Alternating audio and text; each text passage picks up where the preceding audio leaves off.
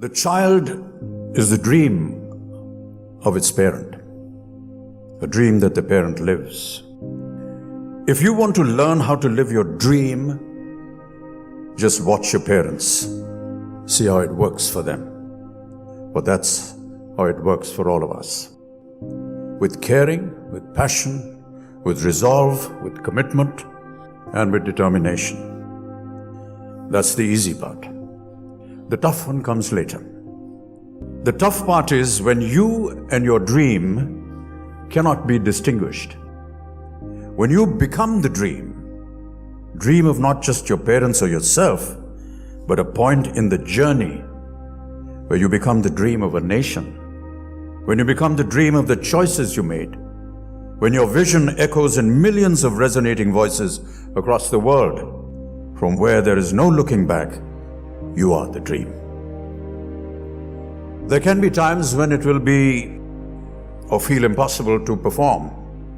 It may feel like a fairy tale. No one said that life is easy. But never be shaken by its adversities.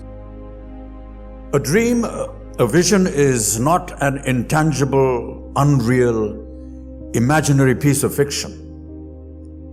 A dream has hands, it has feet, it has a body. Your hands, your feet, your body. The dream is you, and you are the dream. May the two always remain united in spirit. And if that means a struggle, if that means a fight to finish, so be it. It's not about winning or losing.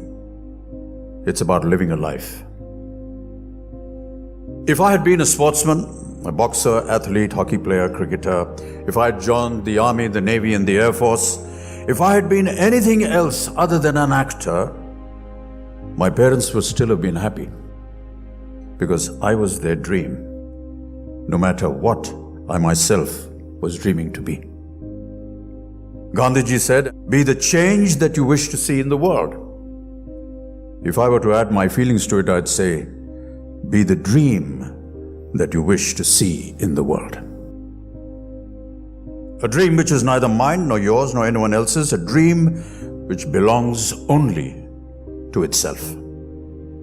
What you bring to the world are the blessings of your parents, learnings of your teachers, and your dreams. They are precious. Do not trade them for anything in the world. Which brings us to a curious word that has become a part of some kind of jargon. It's a word called career. I'm not quite sure I quite like this word career.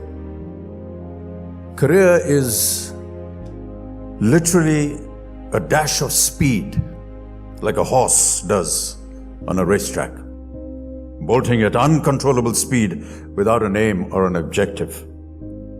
Life is not a race course. Life is an order, a discipline.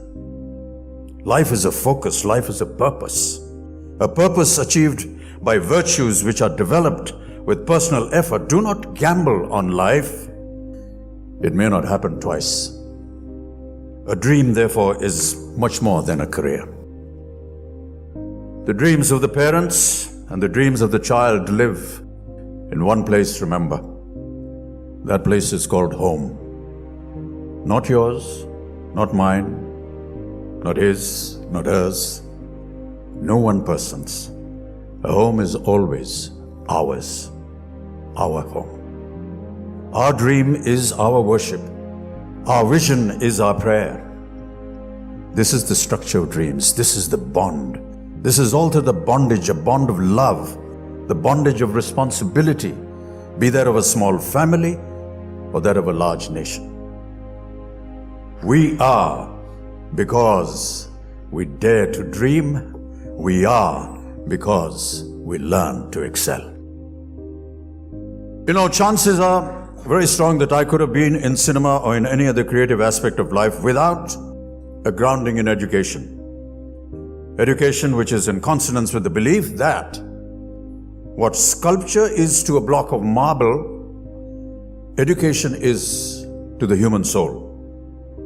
We shouldn't aspire towards a graduation degree merely because of peer or parental pressure.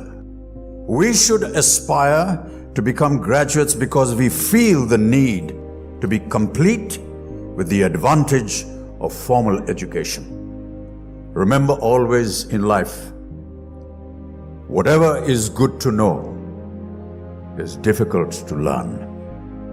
The education of the greatest value that I received in my school, which was Sherwood College up in the hills in Nainital, was how to be a human being, or what we call in shorthand, character. And I don't mean the ones that I play in my films. Admittedly, I had the benefit of inspirational parentage, but Sherwood taught me to live in dignity with my peers, live in a community, and live well with myself in the world at large in consequence. Living together, working together, learning together, fighting and loving each other, competing fairly in noble rivalry and cooperating supportively, I learned a sense of fellowship. So well put in my school motto, which was in Latin, Miriat quisque palmam. Let each one merit their own prize. Let each one merit their own prize. I've always believed that one must harness the power of dignity through training of the mind, the body, and the spirit. Another word for this training is called discipline. I didn't always like to agree with the routine of boarding school and the rules, but afterwards I can tell you, I really appreciated the fact that had it not been for its initially imposed regimen, I could not have learned to harness the power of my own dignity for myself. The boxing ring in my school was a compulsory activity. Everybody in school had to enter the boxing ring and fight. It's now probably a long abolished practice because of its barbaric practice. But to me, it was a great tutor in this regard. You will have any amount of support from outside the ropes, but inside, you're on your own.